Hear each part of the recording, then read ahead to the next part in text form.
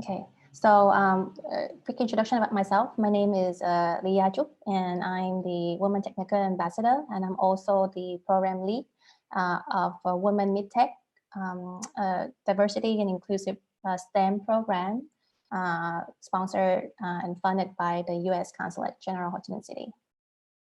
So in this section, I'm gonna cover several items.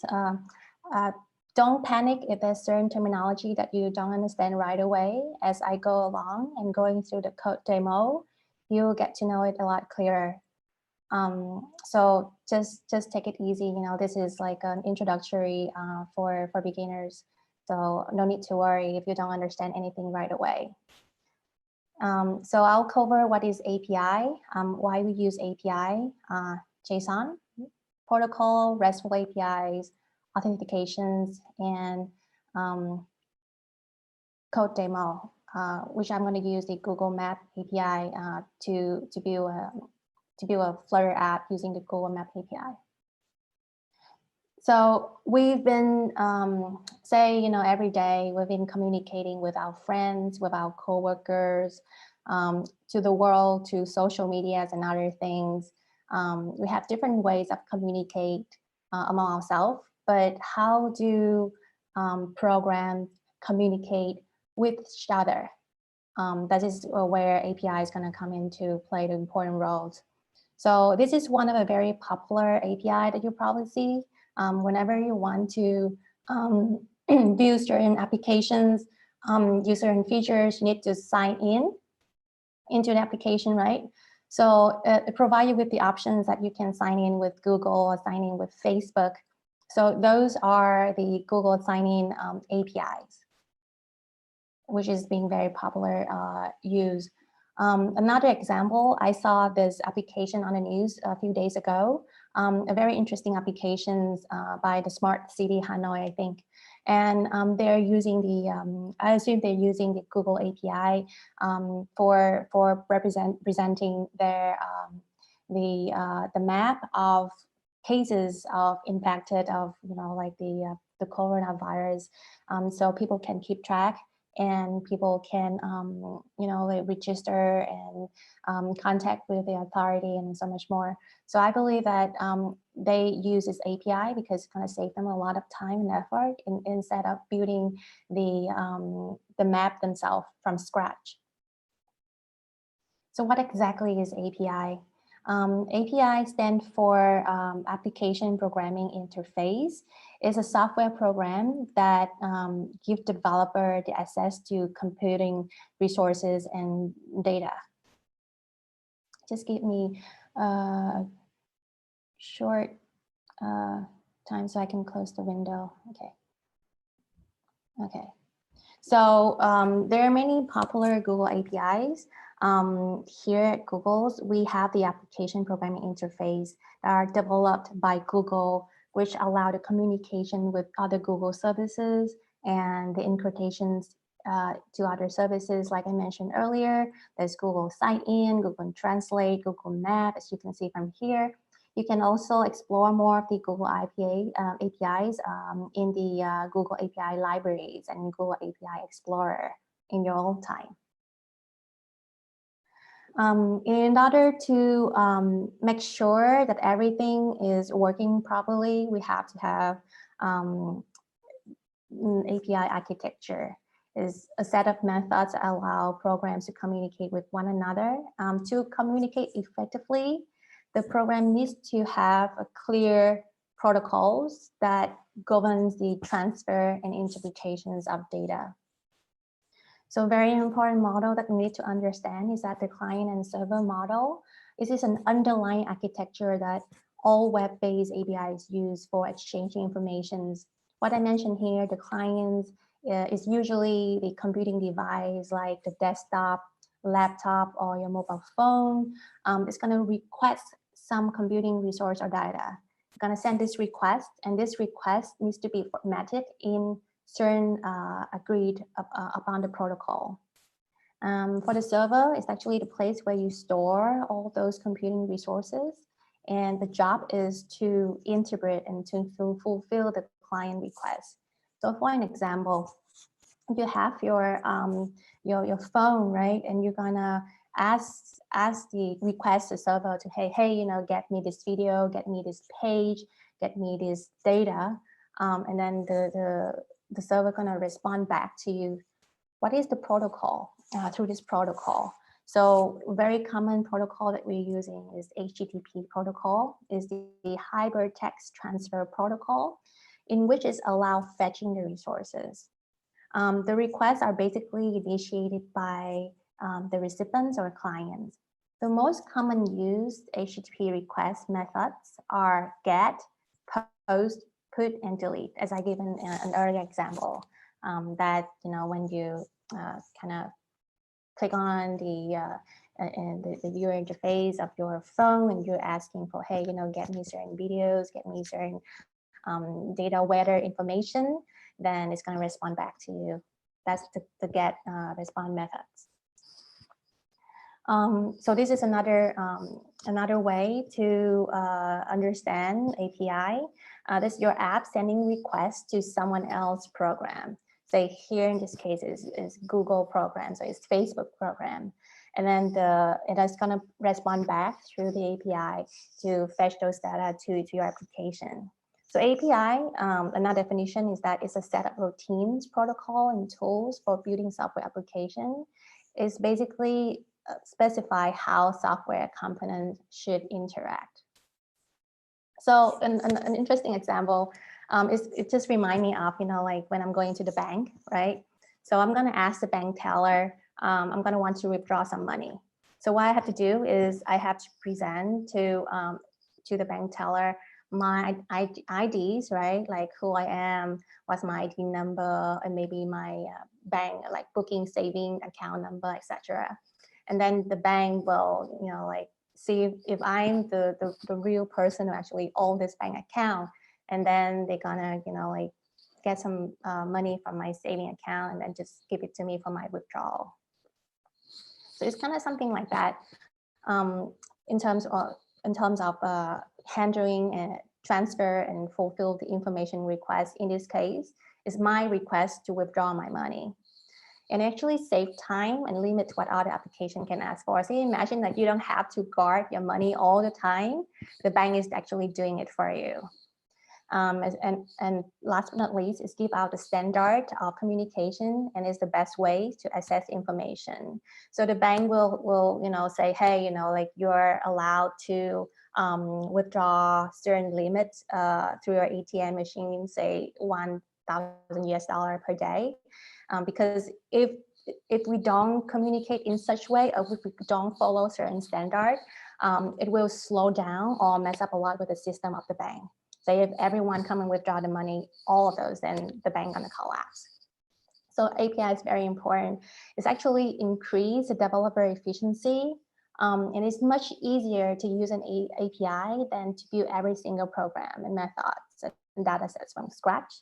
And API are built on the principle of abstraction. So you don't need to understand what's really behind the scene or the complexity of the API to use its own environment. So you don't have to understand the complexity of the bank, how it's operate, what's the inscriptions and everything else behind the scene. You just know that they're guarding your money and they're, you know, like securing your money you're saving. Endpoints is another important terminology that we need to understand. Endpoints are actually access point to data or computing resources hosted on the server. So I would imagine this kind of like the address of the ATM or like the address of like the bank branch office. So this is the communication channel so that the client can access the resource they need without complications or irregularity.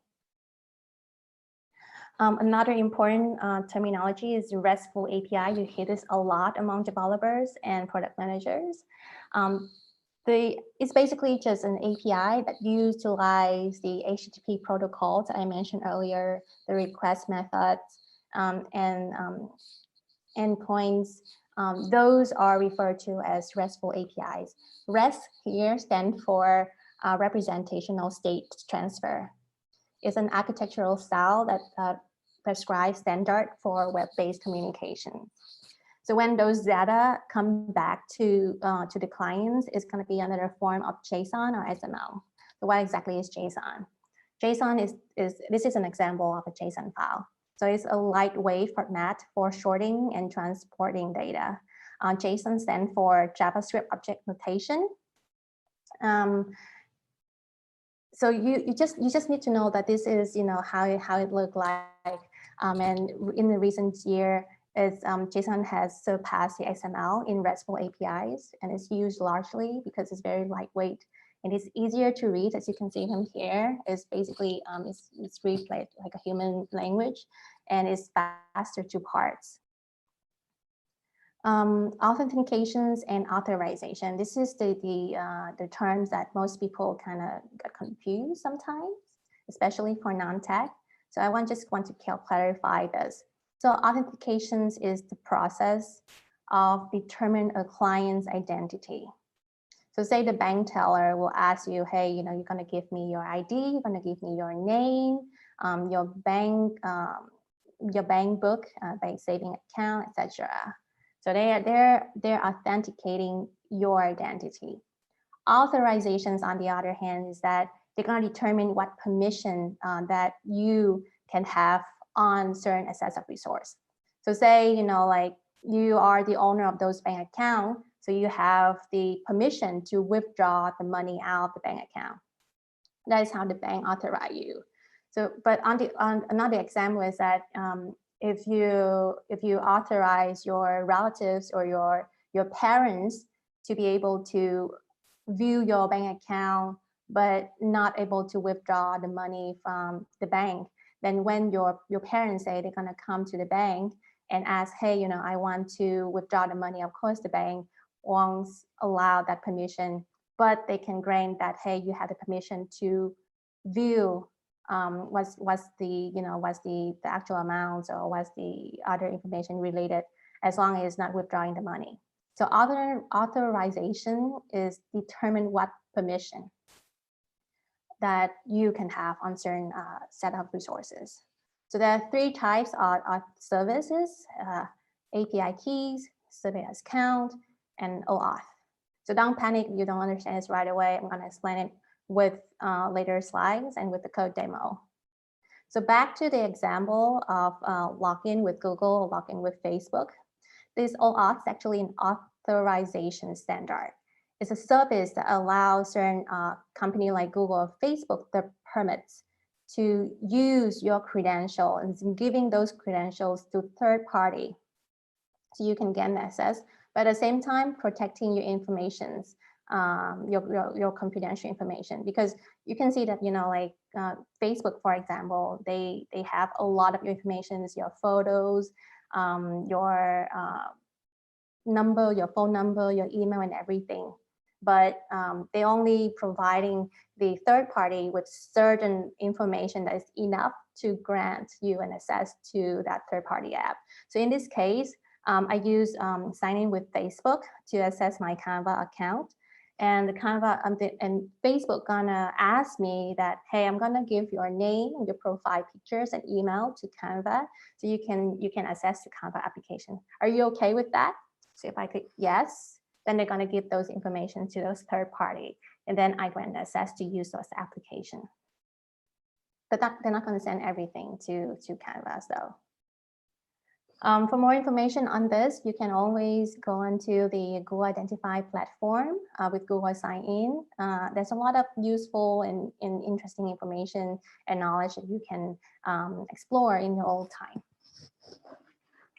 So overall, APIs will give you less focus on building and more on info requests. And API is actually used, very popularly used among startups, because you don't have to create features or certain features from scratch. Everything is already built for you. You just need an access to those resources. And on the other hand, API can be a business model, like you being charging a small fee when your apps can access to those resources. Say here, for example, the weather app, you're going to pay a little small fee to access the weather informations, for any location around the world with this lightweight JSON format that I mentioned earlier. And those companies are paying WeatherStack to get access to this weather API that they're providing. Another example is that Google Maps. You can also pay a small fee based on your usage. For example, here, paying like $2 for 1,000 requests, or you can have like the first 200 of the use each month is free. So coming back to one of the earlier example that I mentioned, they actually probably use some of this and paying fees for Google to access the Google API maps. So I would want to move on to the next section, which is pretty exciting, is that the Google Map API code demo. So I'm actually building a simple Flutter applications that using the Google Map API. So I'm gonna share the screen with you. Oops, okay. So there's a lot of information that's updated on the Google Map Flutter package. I have to mention that I'm using Flutter to build the application, so I have to follow this documentation step by step.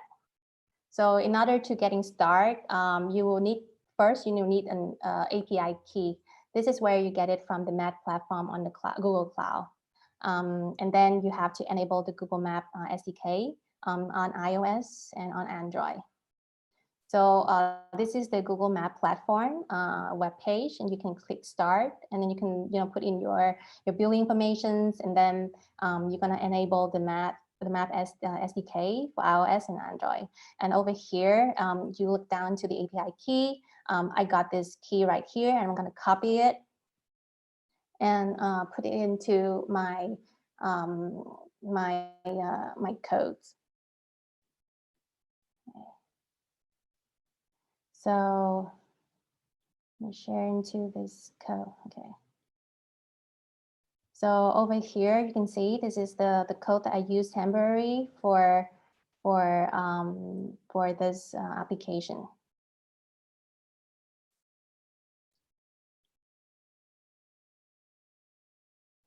Okay. So when I first run this application, by default is gonna set me up for Portland as the locations. So what about if I want to change my locations? I need to retrieve certain data that point me to certain location, right? So what I did was I go on to the Google Map. There's a Google Map API endpoints that I mentioned earlier.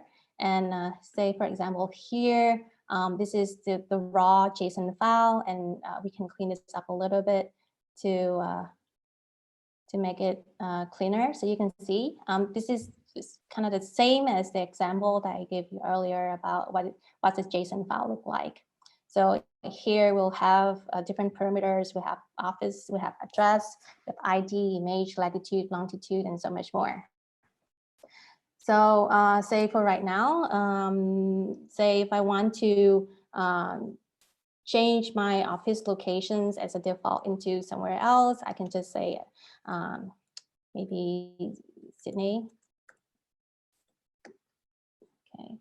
And this is the perimeter, this is the latitude and longitude of Sydney. Let's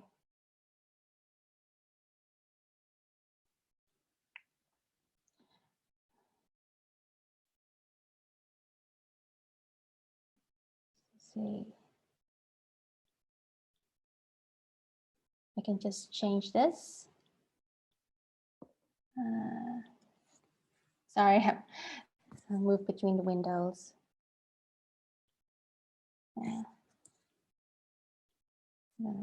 This for latitude.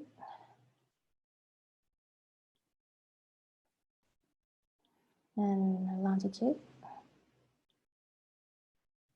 Oops. Okay. So I'm going to put up this simulator. Right now it's in Portland, right? So let me gonna do a hard reload of this. Yes, perfect. So this is Sydney. And you can also move it out a little bit by changing the zoom. So, but what I want to show you is that you can use this JSON file to kind of manipulate the default map.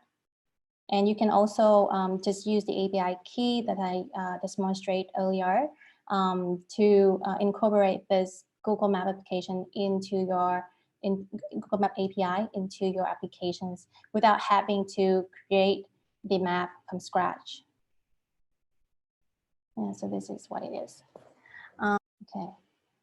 Again, you can also go into the Google Developer Code Lab, Google Map in Flutter, for more information on the step-by-step of how I do this application, how I create this application. Yeah, and that's it for my section. Thank you, and thank you very much for being patient with me. And please follow us on our Facebook page for the most updated information. And thank you.